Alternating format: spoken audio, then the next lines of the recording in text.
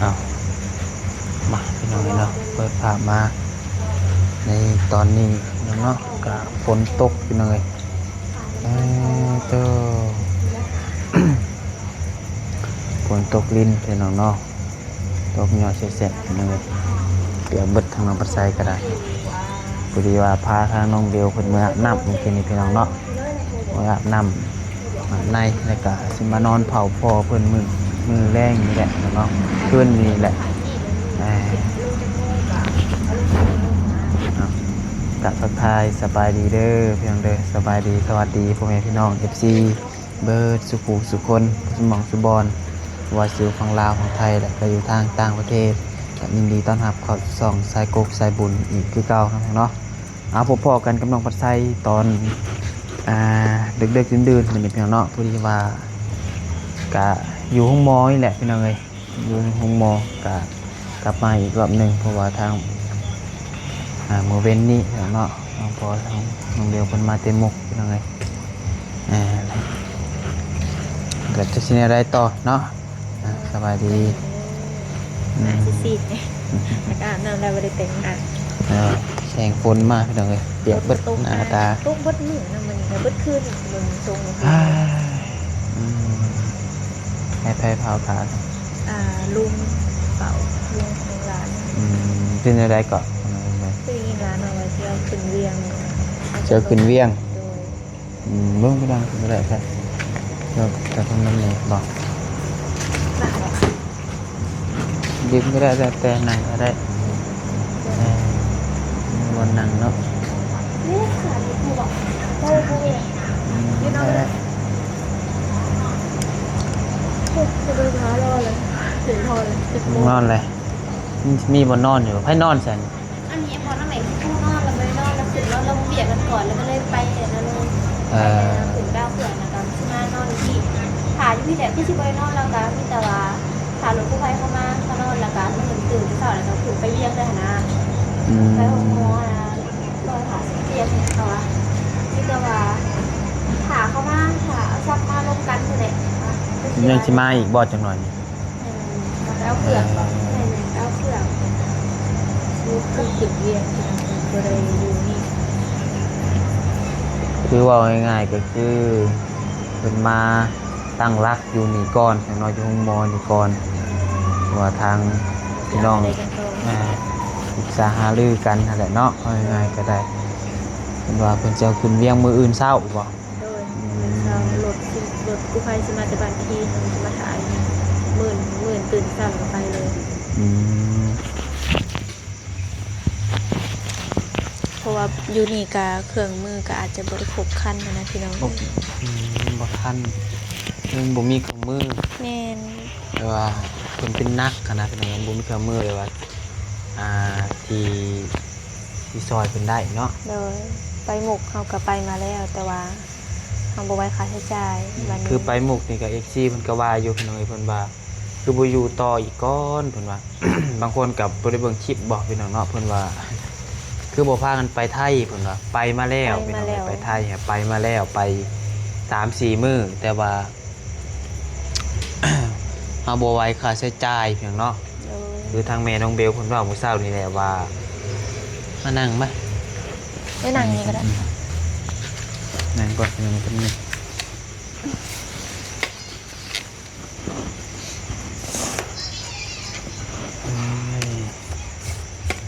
สิเนี่ยมาเยียบมามือสิเอาเตะนี่ขึ้นเรียงก่อนอีเนี่ยไปดูท่านแล้วซะแล้วเหลือ11 โมงนี่คิดหน้าแล้วก็เขากลับมือเห็นบ่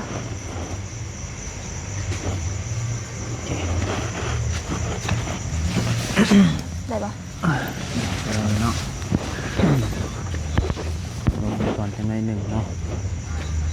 งอหัวใจกินยังก็เรื่องไปหมุกเพิ่นไปหมุกเพิ่นไปมาแล้วพี่น้องเนาะไป4-5 คืนแหละแต่ว่ามันบ่ไหวนำค่าใช้จ่ายเนาะค่าใช้จ่ายมันหนักแฮงพี่น้องมือเฉพาะค่าห้องมื้อละ10,000 บาทยังบ่รวมอยู่รวมยาบ่รวมยาอีกยาก็บ่รุด มื้อละหมื่นคือกันพุ่นแหละตีเฉลี่ยไปเนาะ โดย ว่าง่ายกับมื้อหนึงตกอยู่20,000 30,000 บาทนะพี่น้องเอ้ยอันนี้คือเฮากับประชาชนธรรมดาพี่น้องเนาะมันเกินกำลังอะนะมันเกินกำลังเฮา โดย ที่ว่าเฮาสิเอาเพิ่นไปรักษาได้พี่น้องเนาะกับอีกอย่างทางหมอเพิ่นว่าว่า ทางหมอเพิ่นว่าอันมัน50-50เนาะถ้าหากว่ารักษากะ บ่ฮู้ว่าสิกลับมาเป็นจังไดเพราะว่า50-50เพิ่นบอก กระ ว่า บูว่าสิรอดบ่ว่าซั่นจ้ะ แม่ คือเพราะว่าคณะว่าเฮารักษาอยู่ไทยนี่มันค่าใช้จ่ายหลักล้านเนาะถ้าหากว่าผ่าตัดหั้นนะ ผ่าตัดก็หลักแสนยังบ่อยู่หมอเพิ่นน่ะหลักล้านขึ้นไป แม่น หมอเพิ่นบอก เงิน 3-4 แสนนี่เพิ่นว่าเฮ็ด เฮ็ดยังบ่ได้ พี่น้องเอ้ย นอกจากที่นอนอยู่ซื่อๆในห้อง มันก็ยื้อเวลาไปนั่นแหละ แม่ แต่ว่าค่ารักษานี่ถ้าหากว่ารักษาให้เศร้านี่มันยากพี่น้องเอ้ยแต่ก็แบบนี้ทางญาติพี่น้องทางครอบครัวลุงป้าเอาอาเนาะปรึกษาหารือกันแล้วก็กลับมาบ้านเนาะกลับมาตั้งรักอยู่บ้านพี่น้องเอ้ยมาตั้งรักอยู่บ้านแล้วบัดนี้ก็ปรึกษากันใหม่เนาะคือล่าสุดเพิ่นว่าสีพาไปผู้ใดพี่น้องเอ้ยขึ้นนครหลวงเวียงจันทร์ตัวห้องหมอใหญ่ที่สุด 150เตียง ห้องหมอใหญ่ที่สุดในประเทศลาวเฮาเนาะ โดยก็ที่เป็นจังไดแล้วถ้าขึ้นไปหอมนี่ก็สุดๆแล้วแหละห้องหมอ แม่นถ้าหากว่าได้บ่ได้ก็สุดแต่สุดน้ำหมอเพิ่นแหละบาดนี้พี่น้องเนาะ โดย ก็เฮาก็อย่างน้อยเฮาก็ได้เฮ็ดเต็มที่เนี่ยเด้ก็ดูแลแต่บุญเพิ่นคือแม่เราเว้าหั่นล่ะพี่น้องถ้าหากว่าเพิ่นสิให้เฮาเบิ่งแยงต่อไปก็เศร้าพี่น้องเนาะถ้าหากว่าเบิดบุญเพิ่นก็เฮาก็ต้องทำใจเนาะ โดย พอโอกาสรอดมามันก็ติดโอกาสติดเตียงก็หลายนะพี่น้องเอ้ยโอกาสติดเตียงนี่แค่เวลาจาก100%พุ่นแหละ แม่พอสเวลเราติ้งบ่ได้อยู่แล้วคือเรา คือที่เห็นในคลิปแบบตอนน้องมาใช้ทายให้เบิ่งแล้วก็พยายามเราอยากเว้าเราอยากสื่อสารอ่า เว้าบ่ได้ แต่ว่าเราเว้าบ่ได้เรามันดอกบ่ออกเสียงหั่นน่ะพี่น้องเนาะพยายามเว้า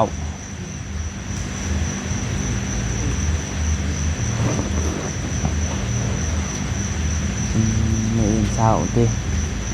มีแต่ว่าเจ้าก็สินอนนี่เนาะ โดย แล้วน้องบัดไซก็เบิ่งอย่างเนาะก็สิอยู่นี่แหละเนยแต่เป็นอันดาเพิ่นบ่เป็นหยังแฮงครับมีเรื่องหยังหลายกับบางเทื่อก็สิกลับมื้อนอนเฮือนก็ยังบ่ได้นอนเพียงเนาะ โดย มื้อ เฝ้า เช้า เบิ่งก่อนว่าสิเป็นอะไรต่อ เบิ่งเพิ่นก่อนนั่นแหละเมื่อคืนนี่ก็แต่สิบ่ได้นอนน้องบัดไซก็ได้พี่น้องเอ้ยมาแต่ลองแจ้งเนาะมาแต่พุ่นแล้วก็เดินทางมาฮอดก็คืนนี้ก็นอนบ่หลับแน่นะพี่น้องเอ้ยนอน 2-3 โมงมันแบบติดแสนะเขาให้อ้ายเพิ่นก็ว่าแม่นถึงเนาะติดแสแบบว่าเพิ่นพานอนดึกแล้วบัดนี้มันเริ่มลื่นได้เอาไป2 ทิศ 3 ทิศเนาะ ครึ่งเดือน ครึ่งเดือนมันเริ่มลื่นเริ่มมันนั่นแหละปกติน้องบัดไซเป็นคนนอนไวแต่พี่น้อง9 โมง 10 โมง ก็ นี่ ยังนอนแหละ ถือว่าฟันแหละพี่น้องตื่นหนึ่งแล้วแต่ว่าเขาไปอยู่โรงแจ้งทางเขาให้เพิ่นก็นอนดึกก็เขาก็น้องบัดไซก็นอนดึกไปมื้อแรก2 มื้อแรกครับเขาบ่ยาวจนบ่ปอ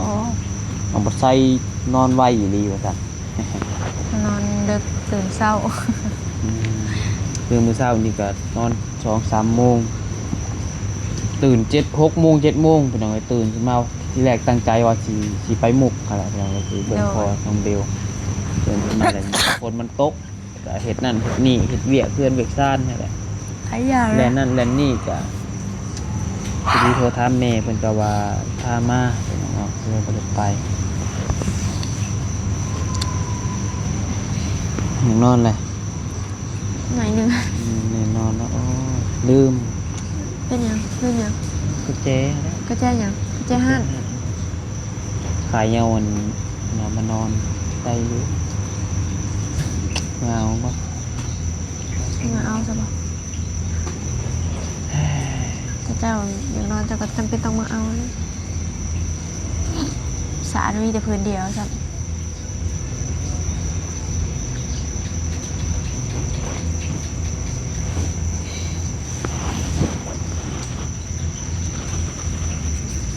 พี่น้องเนาะติดตามเบิ่งอาการไปเรื่อยๆว่าสิแนวใดเนาะ โดยวงหมอที่3แล้วถ้าว่าไปมื้ออื่นเช้านี่ก็ สี่ 3 สี่ นั่นคือ4 อ้าวอันนี้หนึ่งหมอแข็งสองหมกสาม แม่นแหละแม่นแหละลืมไหลหมอแขน4ของหมอเลยพี่น้องไป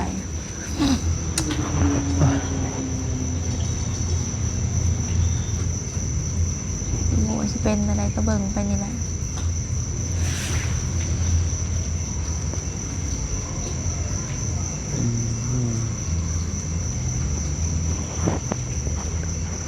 ไปเข้าไปเบิ่งเพิ่นบ่สักหน่อยหนึ่งบ่เป็นอะไรเลยไปเดี๋ยวไปที่เข้าไปเบิ่งกันนะ ภูเขาไปบ่เตย เนี่ยโอ้ยแม่งพักนอนอยู่ดีเนี่ยเนาะ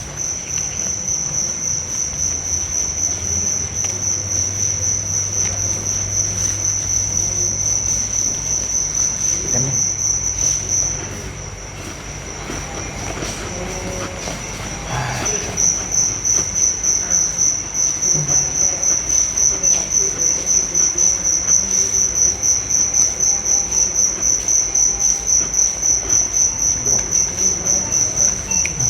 นี่ใช่กัน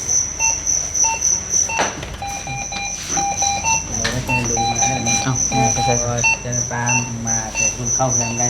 เช็คเก เลย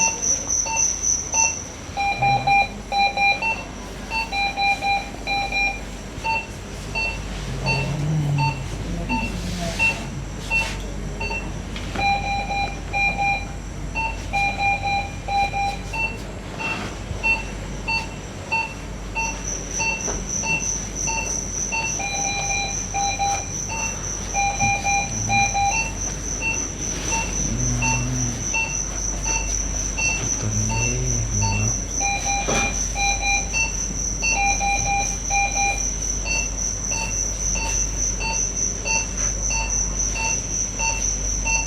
ที่สิทรมานเนาะโอ้ย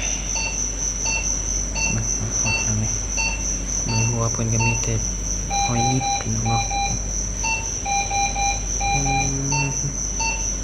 เต็มเลยนะเนาะ เต็มบัดแถวทั้งคืน บดวัวหัวเลยพี่น้องเอ้ยต้นเด้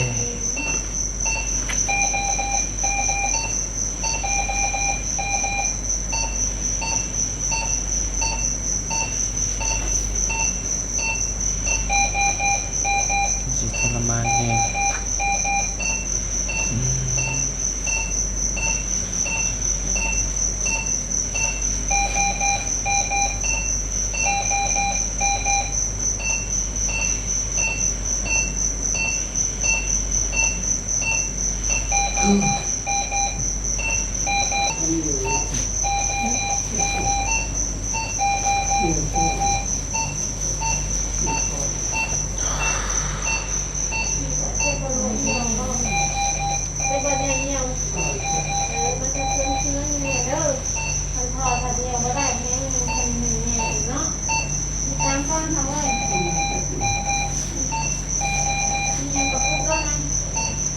ต้นเด้พี่น้องเอ้ยเอามา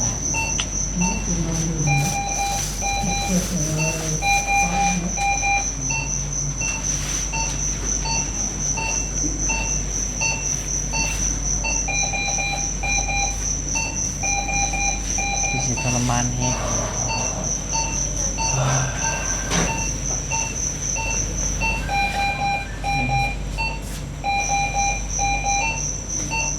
แม่จะไปใส่ ไปเตรียมเครื่องไปกับอาเลยเพราะว่าจะได้เตรียมตัวขึ้นโดย เลย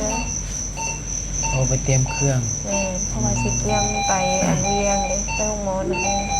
ก็เลยไปเตรียมเครื่องไว้ถ่า โอเคโอเค ที่นางเผาเพิ่น นั่งถาไว้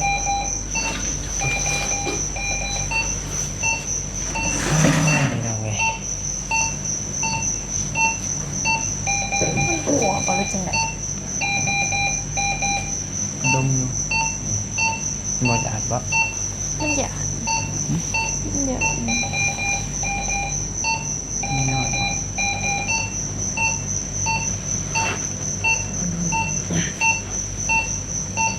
แรงกระยัดที่พี่น้องมาเยี่ยมร้ายอยู่พี่น้องเนาะแต่ว่า เลิกแล้วเพิ่นก็เมืองเลย เด็กเลย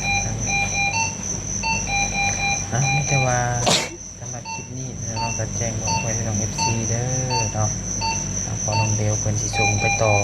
หมอ150เตียงเนาะ โอ้หมอเวียงจันทน์พี่น้อง คืนนี้ก็สินอนน้ำเพิ่นก่อนเนาะ เด้อน อนเผาเพิ่นก่อนพี่น้องเอ้ยเป็นยังไงฝากเพื่อนพี่น้องเป็นกำลังใจให้แม่พี่น้องเนาะ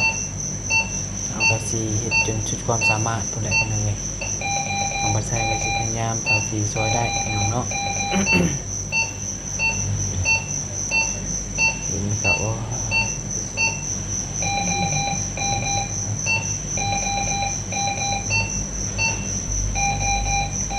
ไปซะเดี๋ยวขอจบคลิปก่อนที่นี่บัตรผูกเด็กทุกคนในของเด้อเดี๋ยวจะว่ากันใหม่สำหรับคลิปหน้าเนาะกับคลิปนี้ไปก่อนสบายดี